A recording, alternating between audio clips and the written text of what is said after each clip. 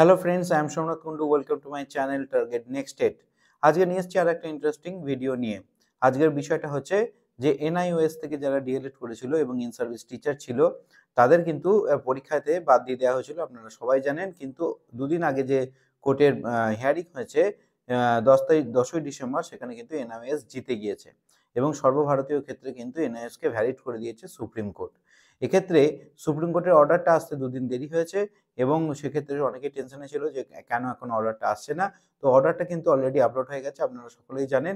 তো সেই অর্ডারটাকে নিয়েই কিন্তু আমি কিছু আলোচনা করব আপনাদের সাথে, যেটা হয়তো গুরুত্বপূর্ণ হতে পারে। অবশ্যই এটা ভালো করে শুনবেন। তাহলে মেন টপিকে যাব, যে ওই যে অর্ডার কপিটা হয়েছে সেই অর্ডার কপিতে কি লেখা আছে সেই বিষয়টা, এবং সেই যারা এনআইওএস থেকে ডিলিট করেছিল এবং পশ্চিমবঙ্গে যারা ইন্টারভিউ পর্যন্ত দিয়েছিল, মেন প্যানেল থেকে যারা বাদ হয়ে গেছে, তাদের চাকরিটা কি হবে? তারা কি চাকরি পাবে, নাকি তাদেরকে আরো সমস্যায় পড়তে হবে, বা সেই সমস্যা থেকে পরিত্রাণ পাওয়ার জন্য তাদের কি করা যেতে, কি করতে হবে? তো এই বিষয়ের উপরেই আলোচনা করার জন্য কিন্তু আজকে ভিডিওটা বানাচ্ছি। খুব অল্প সময়ের মধ্যে ভিডিওটা বানাবো এবং আপনাদের সঙ্গে কিছু জিনিস শেয়ার করব, জাস্ট আলোচনা করব। অবশ্যই আমার ভিডিওটা সকলে দেখবেন, এটাই আপনাদের কাছে রিকোয়েস্ট। তো ভিডিওটি শুরু করার আগে সকলকে রিকোয়েস্ট করব যে আপনারা যারা এখনো আমার চ্যানেলটিকে লাইক, শেয়ার এবং সাবস্ক্রাইব করেননি, অবশ্যই সাবস্ক্রাইব করে দেন। কারণ যে আলোচনাগুলো করব যদি গুরুত্বপূর্ণ হয় বা যদি কারোর ক্ষেত্রে যদি ইম্পর্টেন্ট মনে হয়, তাহলে অবশ্যই, যদি সাবস্ক্রাইব না করেন তাহলে কিন্তু নেক্সট নোটিফিকেশন কিন্তু আপনার কাছে যাবে না। অতএব সকলকে রিকোয়েস্ট করব আমার চ্যানেলটিকে লাইক, শেয়ার এবং সাবস্ক্রাইব করতে, আমাকে সাপোর্ট করার জন্য।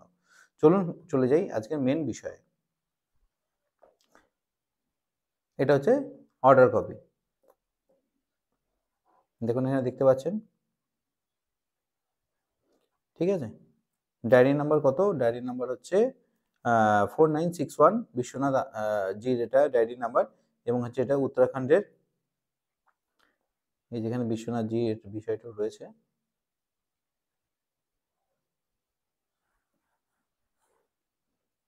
উত্তরাখণ্ড থেকে এই কেসটা যেটা করা হয়েছিল, রিভিউ পিটিশন, এবং এর সঙ্গে মিসলেনিয়াস অ্যাপ্লিকেশন প্রত্যেকটাই নাম দেওয়া আছে। এই যে অর্ডার, এই বিষয়টা হচ্ছে অর্ডারের মেন শুরু, 1 নম্বর পয়েন্ট। চলুন দেখে নিই এর মধ্যে কি আছে বা এর বিষয়বস্তুটাও কি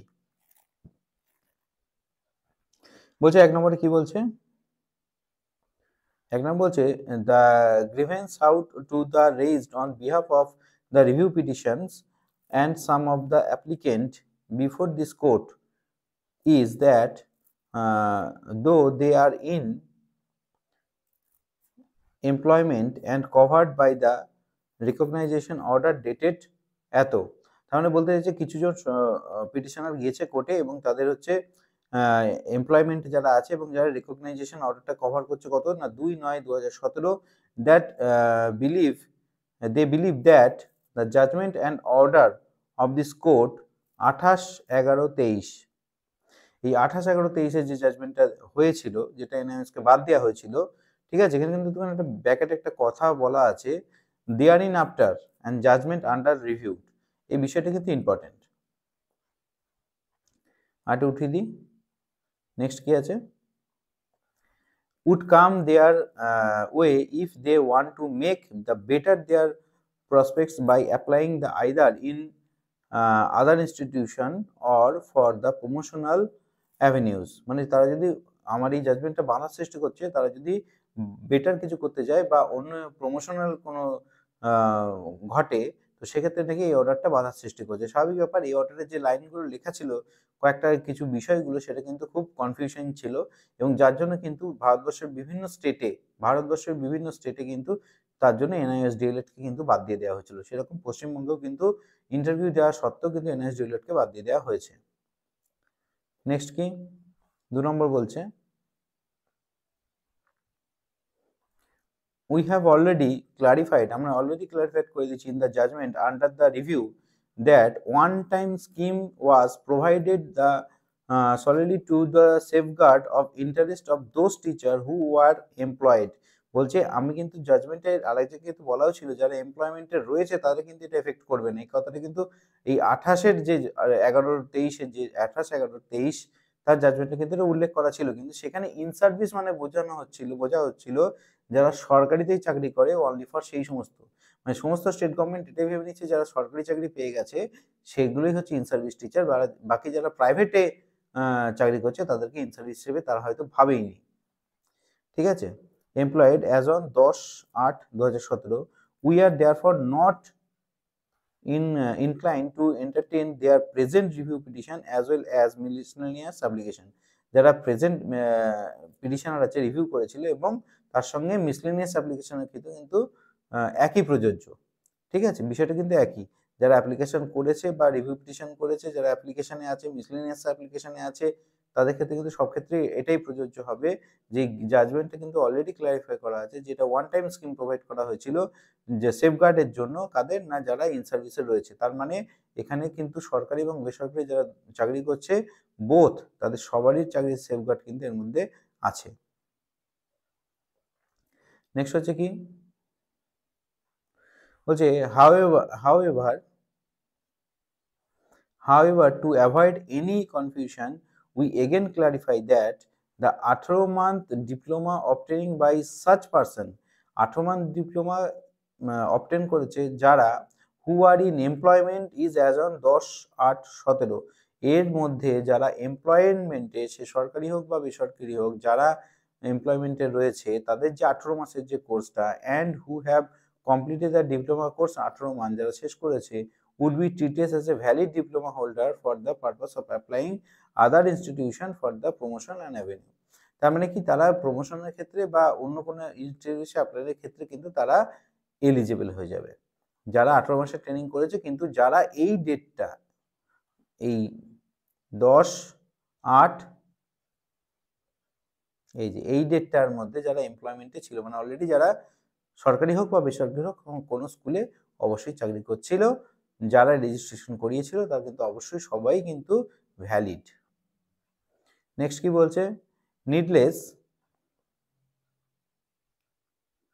needless to state that the clarification will be effective from the date of pronouncement of the judgment under review। এক্ষেত্রে ওই আন্ডার রিভিউ যে কথাটা লেখা রয়েছে অনেকেই সমস্যা হচ্ছে, আমাকে মেসেজও করেছেন দু একজন যে এই জাজমেন্ট আন্ডার রিভিউ বলতে কি বোঝানো হচ্ছে। ঠিক আছে, আগে একটা জায়গায় আপনাকে বললাম যে বিষয়টা যেহেতু ইম্পর্টেন্ট, যেহেতু আগে বললাম দেখুন এই জাজমেন্ট আন্ডার রিভিউ মানে এখানে কিন্তু অলরেডি ব্যাকেটে বলে দিয়েছে 28/11/23 thereinafter judgment under review, মানে এই 28/11/23 এইখান থেকে কিন্তু এই জাজমেন্টটা এফেক্ট হচ্ছে, যেটা 4 নম্বর পয়েন্টে কিন্তু অলরেডি বলে দিয়েছে। নিডলেস টু এর মধ্যে কোনো প্রয়োজনই নেই এটাকে আবার বলার, জাজ বলছে, সুপ্রিম কোর্টের জাজ সাহেব বলছেন যে needless to state that the clarification will be effective from the date of the pronouncement of this judgment of under review.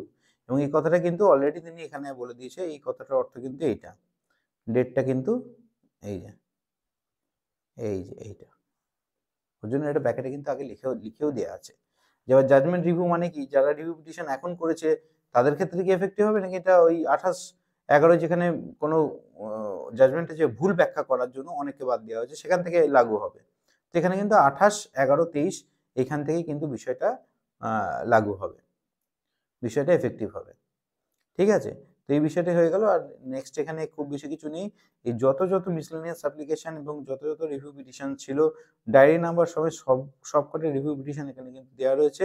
এই সমস্ত রিভিউ পিটিশনের জাজমেন্ট কিন্তু এই একটাই হবে, যত মিসলেনিয়াস অ্যাপ্লিকেশন ছিল এনআইওএস ডিএলএড যে স্টেটে যেখানে বাদ গিয়েছে সমস্ত ক্ষেত্রে একই জাজমেন্ট হবে। এখানে সেই সমস্ত অ্যাপ্লিকেশন ডায়েরি নাম্বারগুলো দেওয়া রয়েছে এবং এখানে কিন্তু সবই একই জাজমেন্ট তাদের জন্য এসেছে।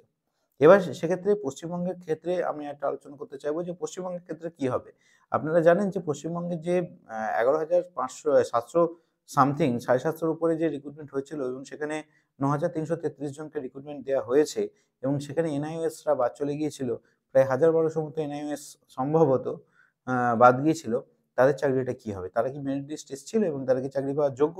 তো সেই বিষয়ের জন্য কিন্তু আমরা অলরেডি জানতে পারছি বিভিন্ন জন উকিল সাহেব যারা হাইকোর্টের, যারা সোশ্যাল মিডিয়াতে এসে বলছে অলরেডি এটা কেস আমরা ফাইল করে দিয়েছি, আপনারা চাইলে যোগাযোগ করতে পারেন। সেটা আপনাদের ব্যাপার, আপনারা কোন উকিলের সাথে যোগাযোগ করবেন, কিভাবে কেস করবেন, কি ফাইল করবেন সেটা আপনাদের ব্যাপার।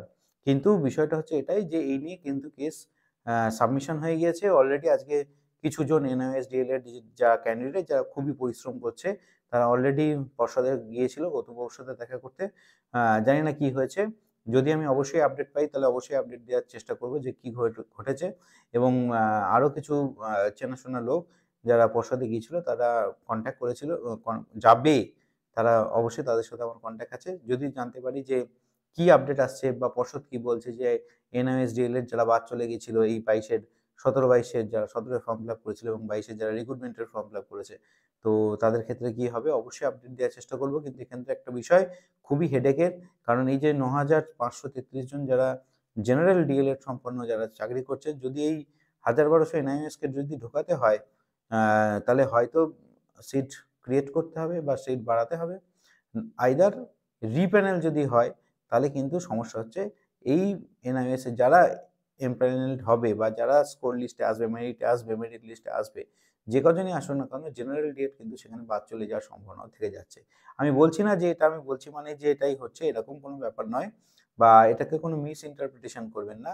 আমি সম্ভাবনার কথা বলছি, হয় সিট যদি না বাড়ায় তাহলে এই যারা মেরিটওয়ালা এনআইএস ডিএলএড রয়েছে তাহলে তারা কোথায় যাবে? ১ নম্বর প্রশ্ন। আর যদি এদের সিট না বাড়িয়ে এদেরকে তার ভেতরেই ঢোকাতে হয়, তাহলে অবশ্যই তার কিছু তো জেনারেল ডিএলএড তাদেরকে বাদ দিতে হবে, তারা তো মেরিটে আসবে না।